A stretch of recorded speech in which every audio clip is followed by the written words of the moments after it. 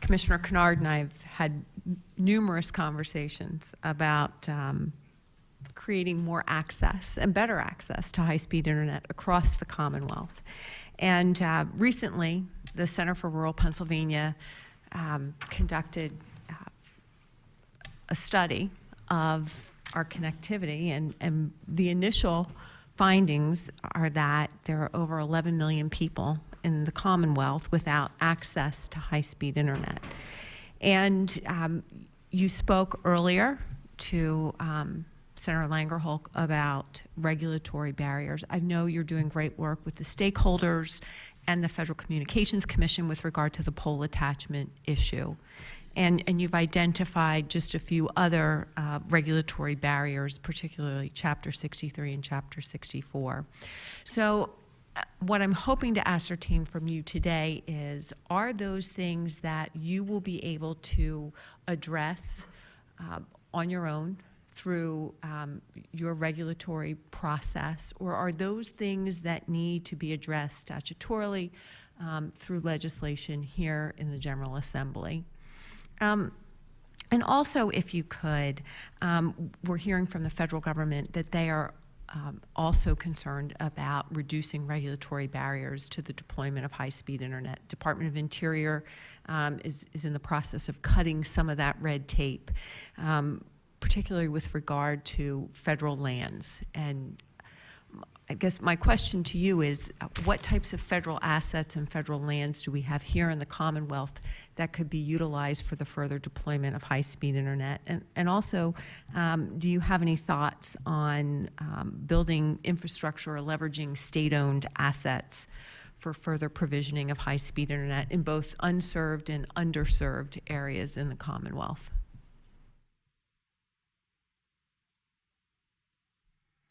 All great questions, Senator.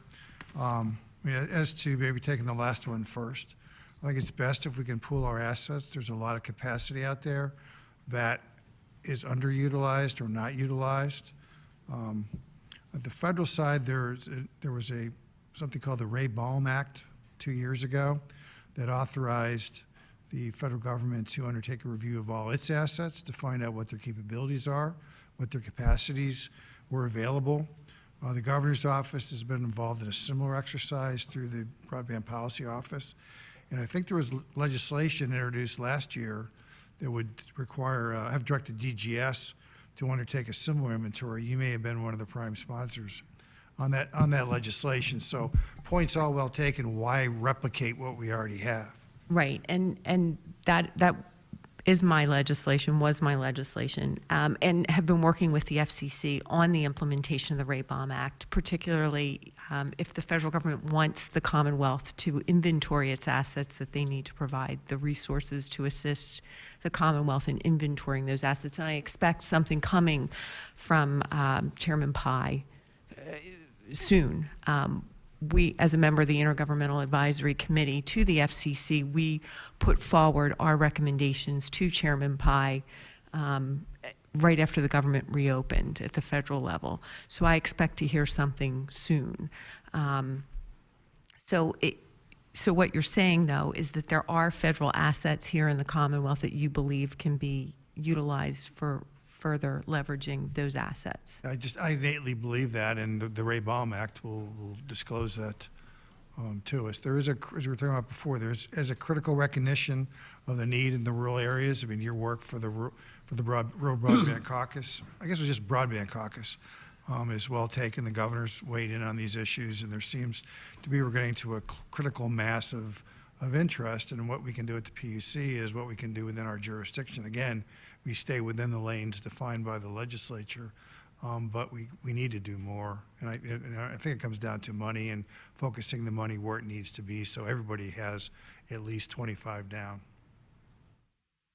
So in terms of those regulatory barriers, are those things that you are able to act on yourself, or are those things that we as a legislative body need to address? The two we've been talking about, we are implementing within our jurisdiction. Anything broader than that would be a legislative act. Well, if there are things that come up that you believe we need to act on, please. continue that we certainly will. communication, would really appreciate it. Yeah, and I appreciate very much the ongoing dialogue that you provide too, Senator.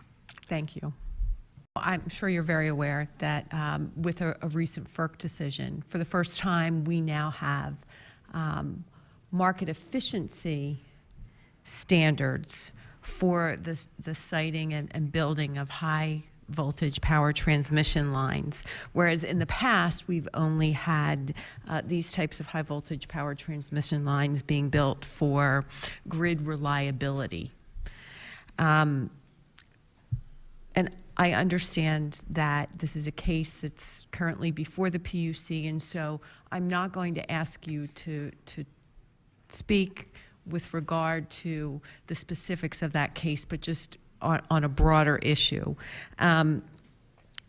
During that case, there was testimony provided to the PUC from the Office of Consumer Advocate that stated that the costs for the construction of a high voltage power transmission line in my district, that the energy costs will actually increase to consumers here in Pennsylvania, while this market efficiency project will bring decreased cost to consumers in the Washington, D.C. suburban area. So according to that testimony, Pennsylvania will now be responsible for bearing the costs of these out-of-state energy cost reductions. So my question to you is, can you talk about what type of protection we have for consumers in Pennsylvania with this process from potentially rising energy costs being put on them as a result of a project like this? Thank you, Senator, for the question. And as you stated, we do have a big transmission case before us, TransSource. But I do want to turn it over to Commissioner Place to just talk generally about those type of projects. Yeah, thank you. Yeah, this is an issue broadly that's very close to the bone, something that we are very attentive to. You're thinking about these PJM FERC baseline projects with dwindling electric demand increases.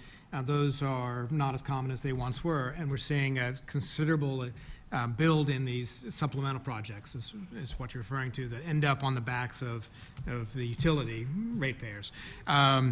We are clearly, as I said, very aware of this substantial shift towards supplemental projects, and we want to be careful that, as you note, that ratepayers in a small area are not inadvertently, sort of stepwise, being burdened with what are otherwise FERC or traditionally PJM transmission projects.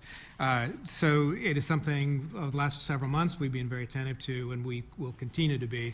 We do look very closely at their economic rationale for whether they should be built and whether they are ultimately should be PJM FERC projects, not PUC utility projects, supplemental projects. So I guess really what I'm trying to get at is, do we have the right protections in place to assure that our consumers do not bear an unreasonable economic burden to mitigate the economic burden of consumers in other places, right? So we're bearing the burden of the building, the siting, the hosting those high voltage power transmission lines. So we're already contributing in that sense, but to then have our energy costs increase as a result of that, when the savings is being conveyed to consumers out of state, what is in law to protect our people from this type of theft? That's what it is. Yeah, it's very much an open question. That's why it's been on our mind, and why we're attentive to it. This has got our attention. It is a concern, and we want to be sure that, okay, if it is truly a PJM FERC reliability project, yes, it should be in that bucket, not in the bucket for the ratepayers within a smaller utility footprint. But we are not there. From my perspective, we need an answer on that. We don't have that currently. I would think that what I would sum it up in saying is really part of the whole case. It's consideration we will give. So you can't really speak about the type of protections we have in place for consumers in this process. Is that, To me, that's what we do in every single case Okay. that we consider, every single so case. that will be a top priority for the PUC in terms of reviewing this case? Yes. Very good. Yeah. Thank you. Yeah, clearly I'm not responding to the TransSource question at all. I'm just Right. speaking generically. Thank you.